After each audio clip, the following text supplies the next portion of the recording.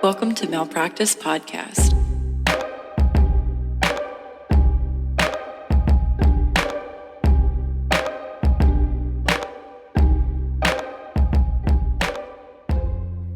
So, are you ready to get started? Why, yes, I am. Well, back for round two Back for round two. of the flu episode, and then also, I think I fixed my audio, everyone, with the help of the internet and Sydney. Yeah, no, I didn't do anything. Occasionally we do have... Well, you were here for support. emotional support, yeah. You supported me. We occasionally have technical difficulties. And frankly, I don't know how to fix many things, so I just go to Google, the trusty source of all information. As you should. What we were discussing right before we started recording is what did people do in a pre-internet time? I couldn't tell you. Don't want to be there. Same. Oh, I'm Sydney. And I'm Jess. And this is Malpractice Podcast. And we love the internet. Honestly, bless up to the internet. Yeah. The other thing about this internet age is that some people who record podcasts will occasionally have premium content or something where they show you a video of them doing the recording. And that will never be us. Today, I'm more thankful than ever that is not us, because I showed up looking like a straight-up goblin. And I disagree, because Sydney looks really cute. She looks the same. No, I look like a goblin. No. I have no makeup on. No. It's goblin-esque. I can't tell that you don't have makeup on. My eyebrows, I look like an alien. I can see them. Have you ever seen those pictures where they crop out celebrities' eyebrows and they're like, look how stupid they look? Everybody looks stupid without eyebrows.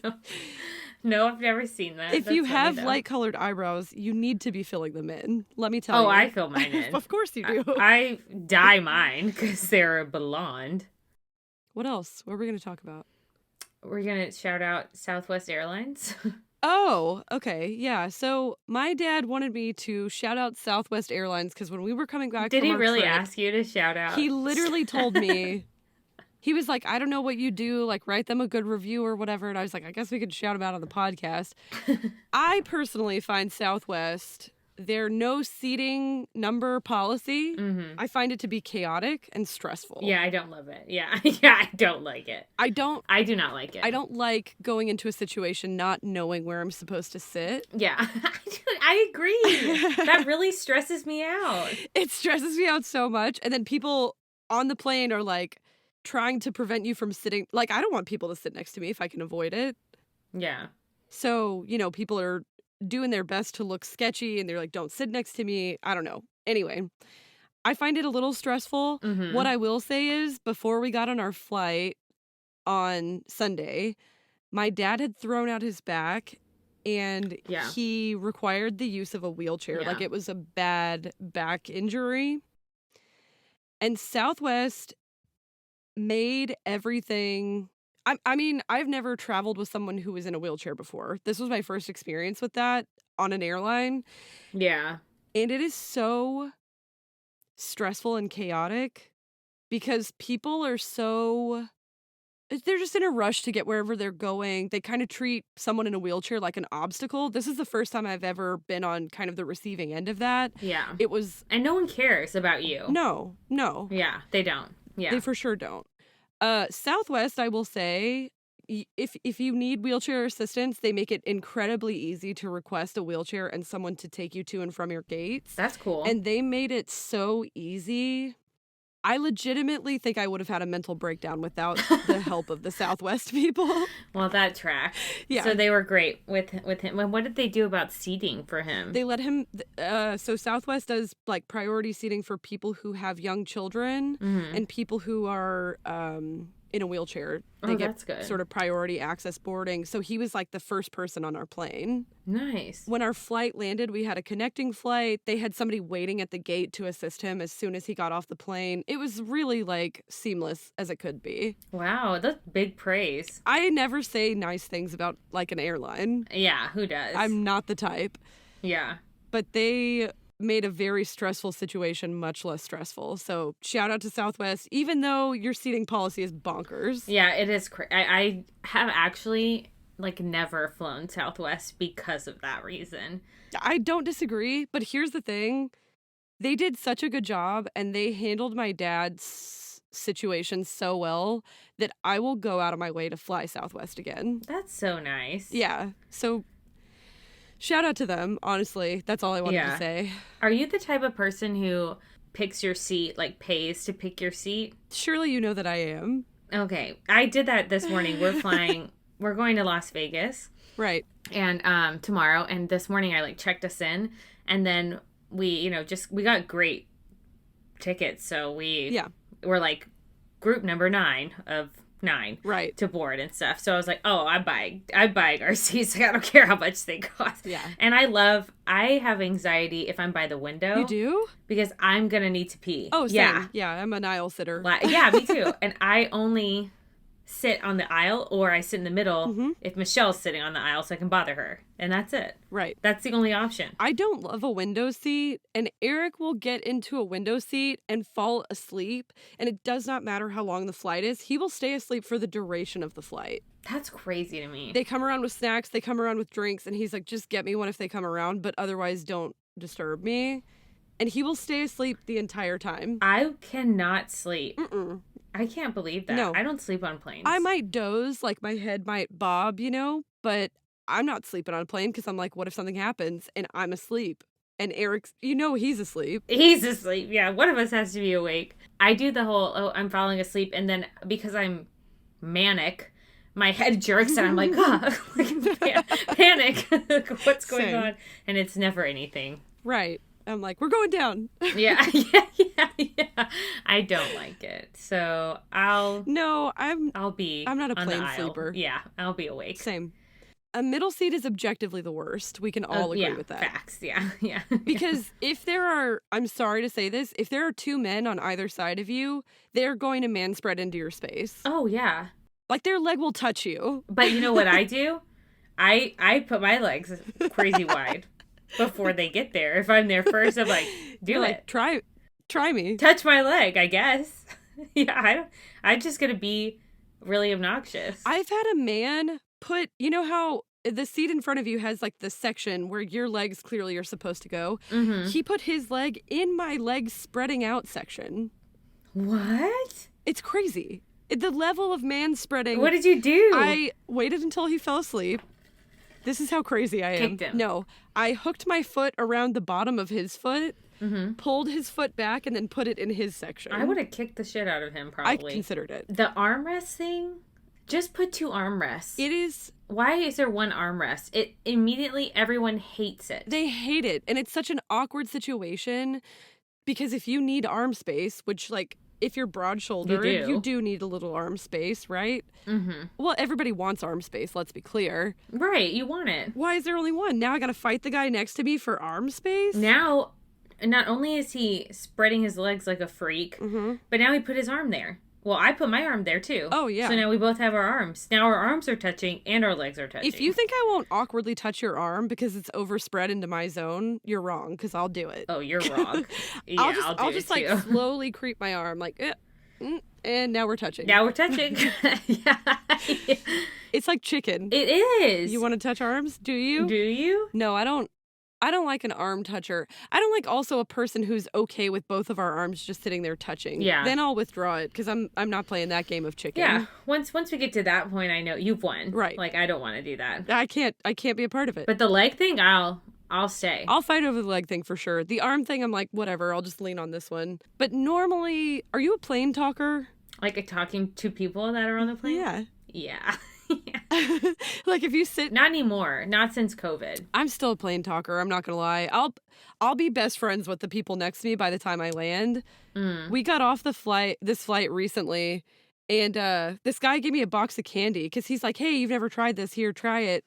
Let me know what you think or whatever. Stranger danger, Sydney. As we were getting off the plane, and Eric was like, I have never in my life had a stranger hand me a box of candy. Right. And I'm like, because you're unapproachable, you have to be more approachable. Okay, he went to sleep. Right. Eric went to sleep, so no one gets to know Eric on the plane. No. Because he's immediately dead to the world. Yeah.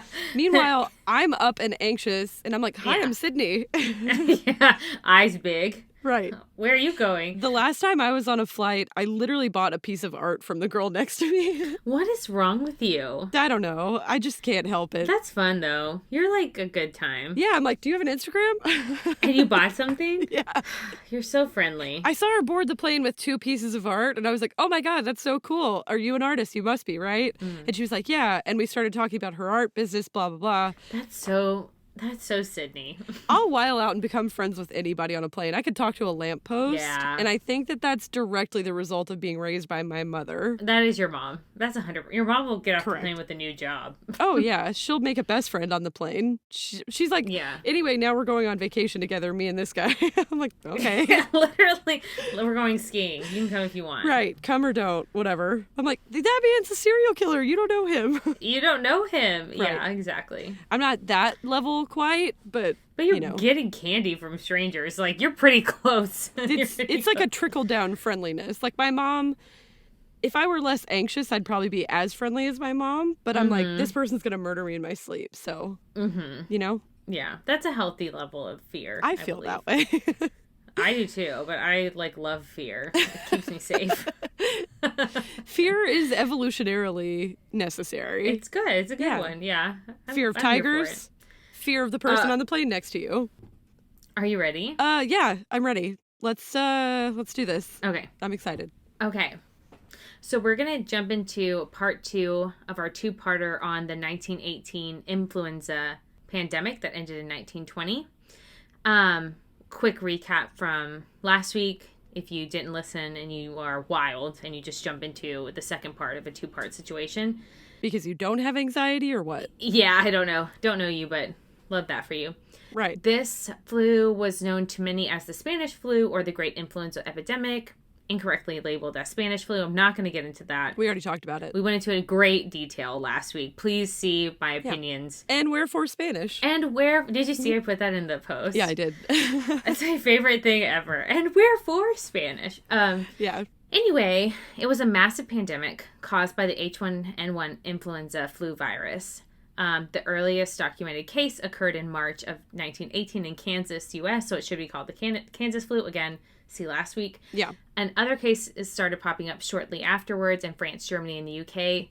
In April, Sydney did a great job of explaining why, with like World War I ending, but people were still moving around and troops were like trading diseases, which is disgusting, but true. Truly. 2 years later, almost a third of the global population, about 500 million people, had been infected by this virus. And it's estimated anywhere from 20 million to like 100 million people had died, making this one of the most deadly pandemics.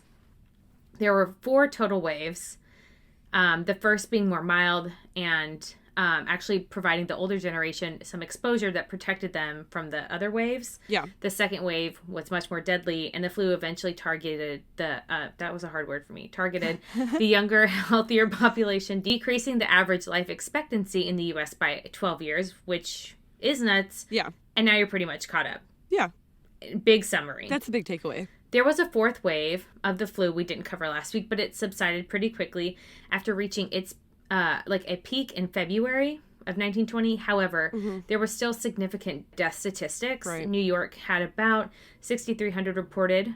Hawaii actually experienced its peak of the pandemic in early 1920, recording about 1,489 deaths from flu-related causes. So the 4th wave continued into the end of 1920, but it was less intense than the other waves. So it's dying down.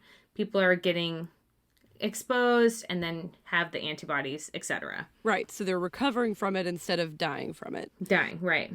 In our last episode, we finished up by telling y'all about each of the 4 waves, what the flu actually looked like in terms of symptomology, because it came with some very serious and gruesome symptoms. Just as a quick reminder, I'm so sorry for what is about to get pretty gross very early on in an episode. People who were infected during the second wave had symptoms way beyond what we think of as typical flu symptoms, and those included bleeding from their mouths, noses, and ears. Anytime you're bleeding from your ears, it's not good. No. No. Shit is going seriously wrong if your ears are bleeding. That's just a rule of thumb. Yeah. If your ears are bleeding, take it from a PhD. It's a no. That's no good, yeah. That, in my professional opinion, that's not a good sign. That's not good, yeah. No. And there's the pneumonia that also came alongside this particular flu virus, so lots of people were suffering from secondary bacterial infections, which were actually causing the flu virus to be misdiagnosed by lots of healthcare providers. Mm-hmm. Microscopes at the time weren't actually strong enough to see viral particles, so they would take patient samples and check them out, like a pathologist would go look at them under a microscope. They would see bacteria in the patient's saliva, and they would think, okay, that's bacteria, right? That's what's causing this. Mm-hmm. Health historians now actually think they've identified that bacterium as Haemophilus influenzae. So they start treating patients with antibiotics like penicillin, which, because it's a virus, in a post-COVID world, basically everyone knows you can't treat a virus with antibiotics, but the penicillin treatment did actually work to lower the overall death rate because it reduced secondary infections. But again, you're reducing the rate of secondary infections that cause pneumonia, which was one of the leading causes of death. But again, you can't treat the actual virus with antibiotics. You also can't treat viruses with anti-parasitic medication that's used to treat parasites in livestock. But that's just me not trying to get overly political here. That's none of our business, Whoop. But it was some people's business recently. I mean, don't take medication for livestock. I don't know. If you're not a cow, it's not for you. If you are a cow, how did you get access to this podcast? Yeah, and why are you listening and understanding us? Thank you to our cow audience. Okay.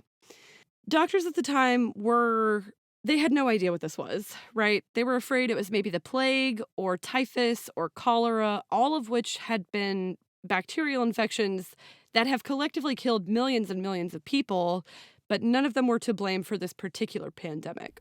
You know what always shocks me? What? When people want to go back in time. Bitch, have you heard of the Black Plague? When someone asks me, like, what time period would you want to be born in? Bitch, I barely have rights now. This one? This one is the only one. This is the future? Is that an option? Can I go forward and see what's up? I can go back to a time when I might die of the Black Plague, like 1 out of 3 odds, right? And I have to shit in a bucket. Yeah, I'm not into it. Or now. I'd be burned at the stake. I'm not here for that. Correct, same. And if you wouldn't have been burned at the stake, you're not a fun person. That's true. So, anyway. Oh, reading the stories about the 1918 pandemic, I'm out. Yeah, anyway, I just had to say that thank you. Because absolutely never. I'm glad you brought it up. Thank you, and don't ask me that Good question. Day. Jess mentioned something a second ago during her recap that I want to get into next, which is the fact that this particular flu virus was especially deadly to young, healthy people that are usually safe from this kind of illness. We talked a little bit about this last time, but people between the ages of 20 to 40 were dying of this flu at an unprecedented rate, including millions of the soldiers fighting in World War I. Nearly half of the people who died during this pandemic belonged to that age group, and by the end of the pandemic, more U.S. soldiers would die from the flu than in combat. That's crazy. Isn't it? A whole generation of young men had been decimated by artillery, weaponized gas, machine gun fire, and those who survived were likely to die because of a single droplet of saliva. When soldiers would die of the flu, it would just sometimes be listed as like killed in action or killed however. Dead. Yeah. So the family gets a body back. They don't know how the person passed away, right? Yeah. So epidemiologists have this thing called a death curve, and it's normally in flu cases U-shaped. So it's high in the very young and very old. So it's shaped like a U because the middle is low. This one was instead shaped like a W. So it's like the very old, the very young, and then in the middle there's a separate spike for this like 20 to 40 age range. That's crazy. That was the highest spike. So like everybody thinks. Everybody could catch this flu. As of 2005, scientists have been able to actually fully sequence the genome of this H1N1 flu virus from 1918. We'll talk more about how they did that later because it's really cool. And what's strange is that nothing about its genetic code has actually been able to explain this like age preference, but they have some theories about it. They originally suggested that it may be because people in this age range have a very healthy, active immune system, which may have resulted in the overactivation of something called a cytokine storm. Just to break that down a little bit, when your body encounters a pathogen or foreign body like a virus, its immune cells release chemical factors called cytokines, which basically act in your body as a signal that something is wrong, which includes inflammation. So like when you get a splinter or cut, the skin around it gets warm and red. That's the result of inflammation. And that's your body saying something is wrong. We need to get some immune cells over here to react to this. Exactly. Something's going on here. Cytokine storms happen when your healthy immune system responds to a virus by releasing lots of cytokines all at once, which can ultimately result in multi-system organ failure and even death. So a cytokine storm is not a good thing. It's like your immune system is overactive. Yeah, your immune system is like, gotta fix everything, and in fact, fixes nothing. Exactly. But all of that doesn't really explain why it would kill so many people between the ages of 20 to 40 and spare younger people in their teens who would have equally active immune systems. Right. That led evolutionary biologist Michael Warbe? Yeah. Yeah. Sorry, Michael. From the University of Arizona to suggest that it probably had more to do with the viruses that people encountered as children, which makes sense. During this particular pandemic, people born after 1889, wow, had never encountered a strain like the so-called Spanish flu, which may have made them more vulnerable when it came around.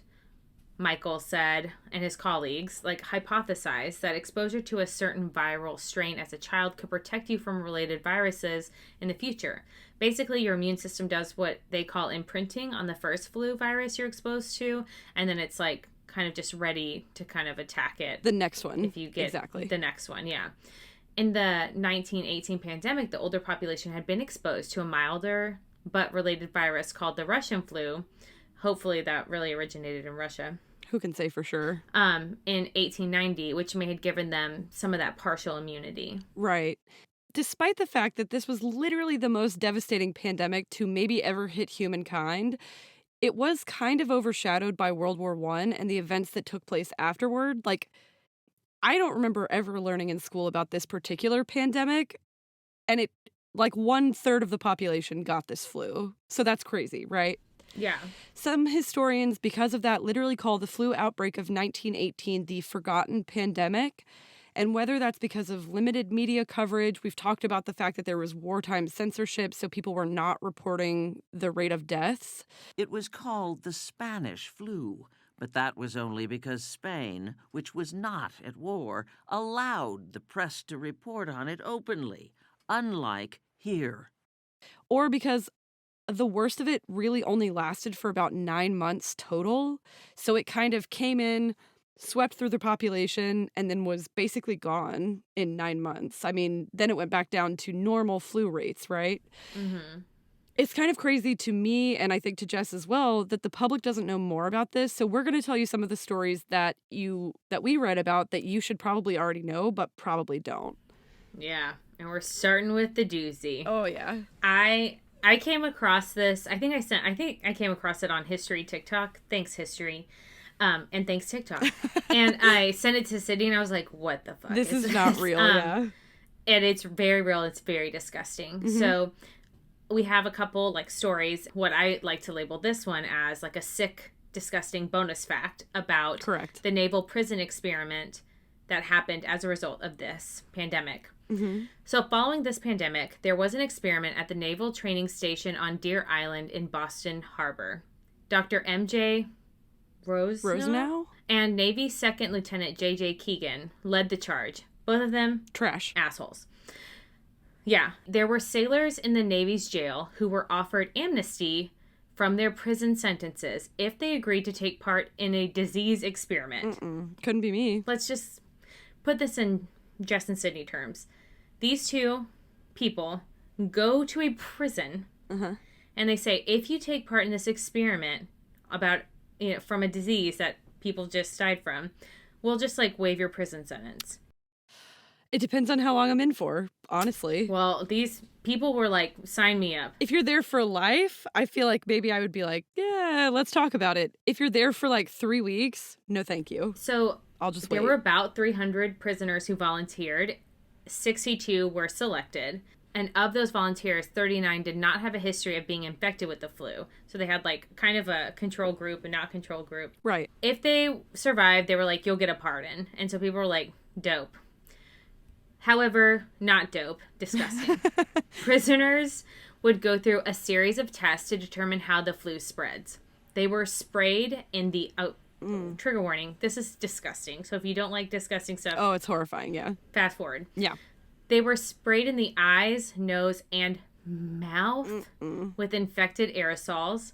After that disgusting experience, they were injected with infected lung tissue from dead patients. How safe do you think that is? I mean, really. Also, sometimes with these old medical experiments, I'm like, who thought this was a good idea? The MJ and JJ. MJ and JJ, clowns. Clowns. So this isn't the end of what would happen to them. Then they would have their throats swabbed with discharges from the sick and dying. Discharge is the most disgusting word I've ever heard.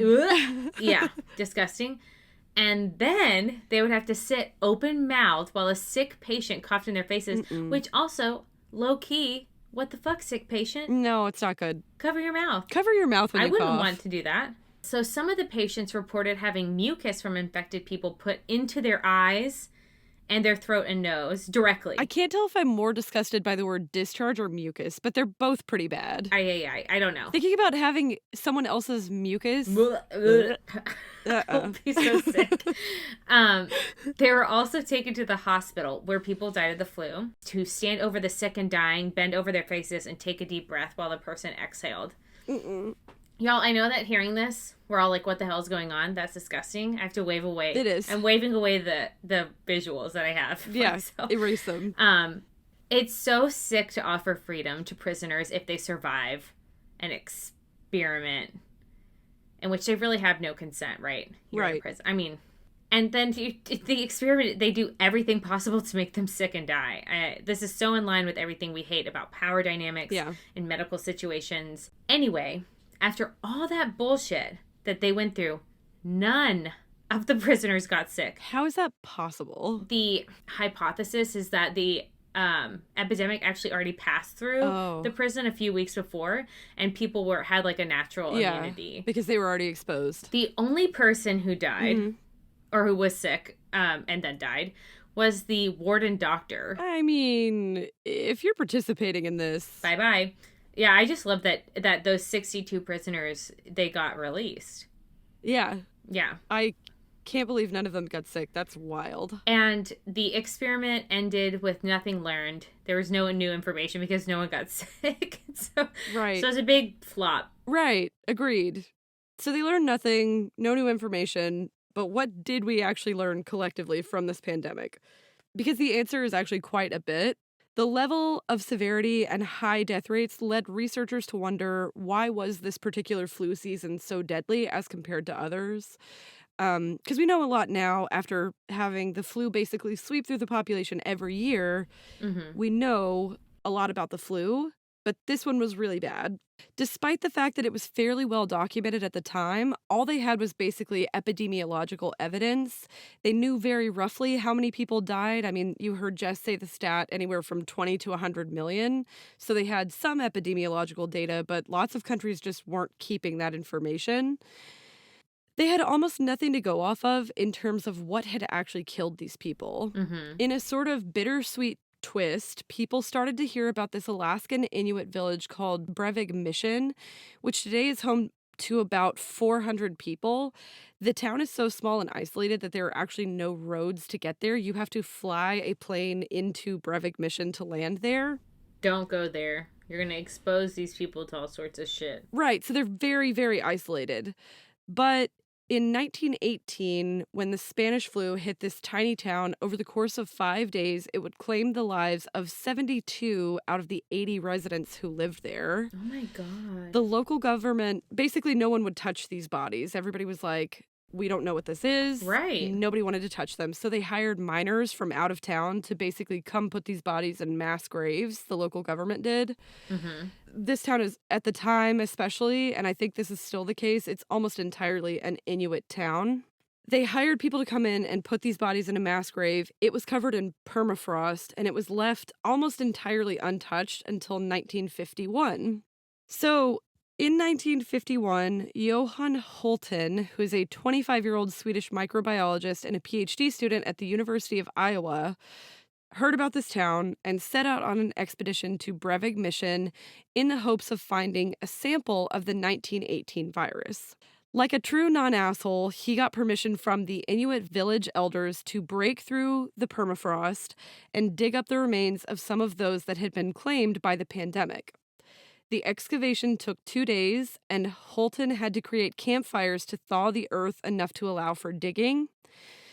2 days in, he came across the body of a little girl. Her body was still preserved, wearing a blue dress, and her hair was adorned with red ribbons. They literally just came in and basically put these people all together in a mass grave. Mm-hmm. Ultimately, Holten and his team successfully obtained lung tissue from 4 additional bodies buried at the site. But what science was at the time, he was unsuccessful in characterizing the virus on his first attempt.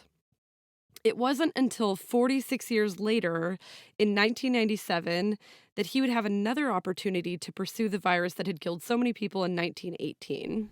Wow, he is dedicated. He is so dedicated. So that year, he came across an article in the journal Science, authored by Jeffrey Taubenberger and his colleagues, entitled, quote, Initial Genetic Characterization of the 1918 Spanish Influenza Virus.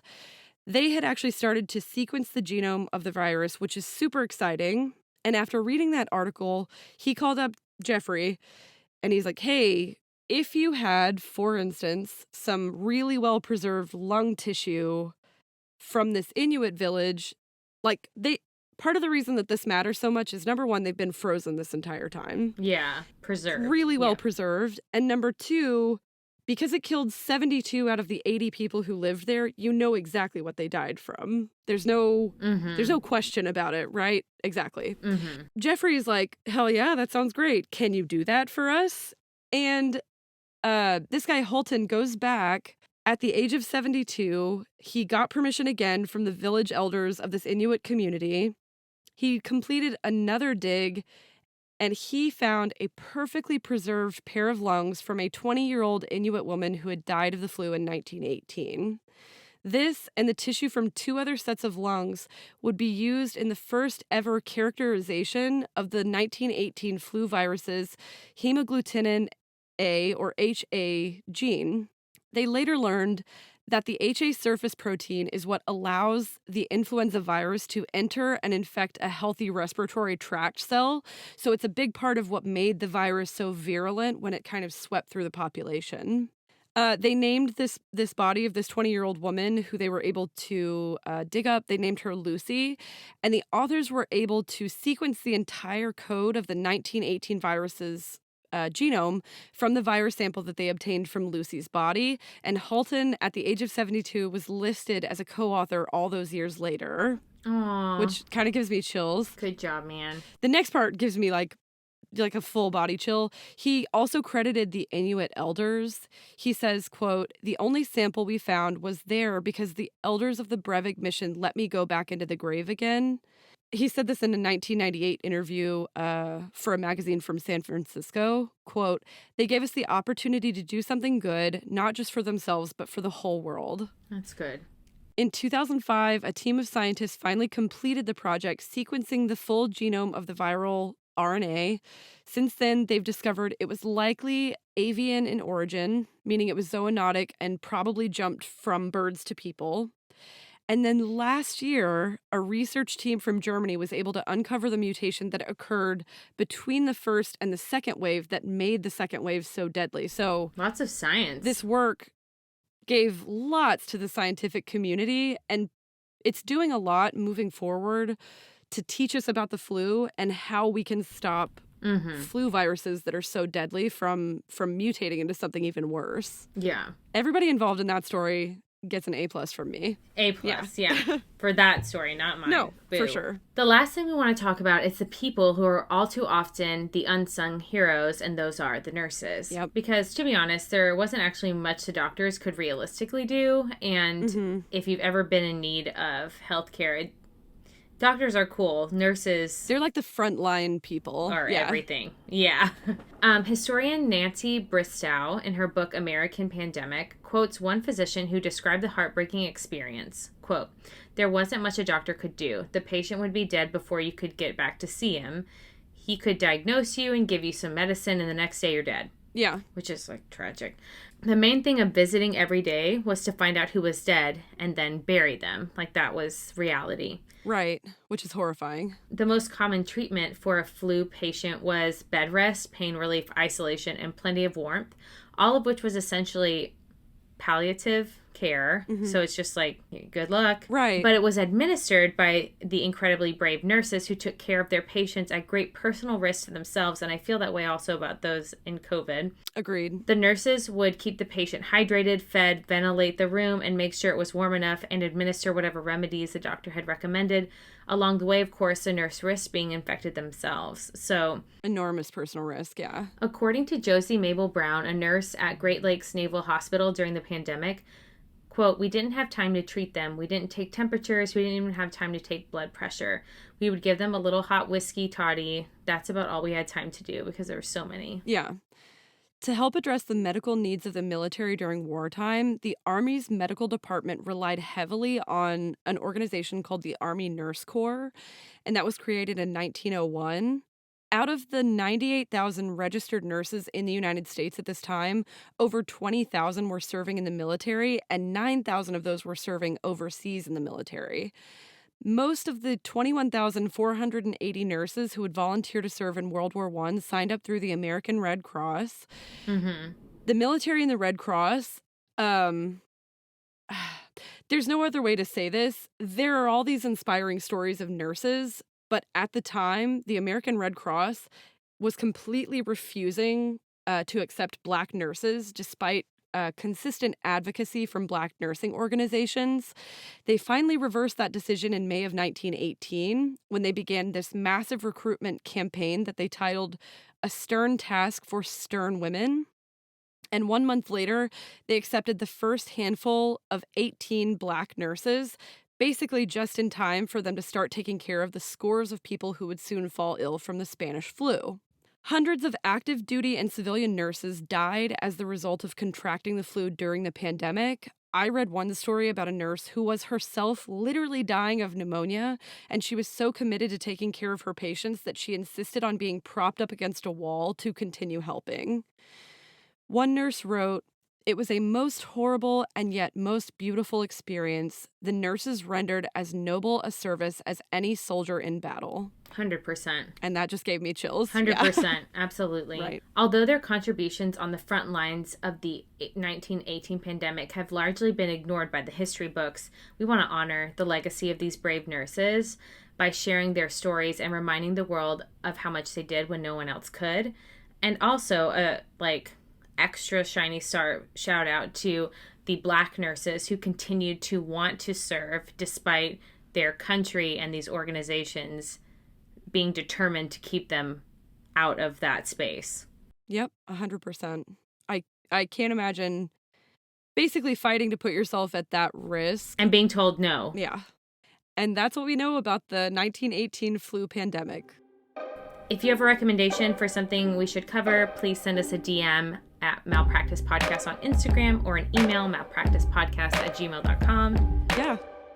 If you get a chance to subscribe and leave us a review wherever you like to listen, I swear we actually read your reviews. We love them. We love to hear your feedback. Don't forget to do that. And also, don't forget, Malpractice makes perfect.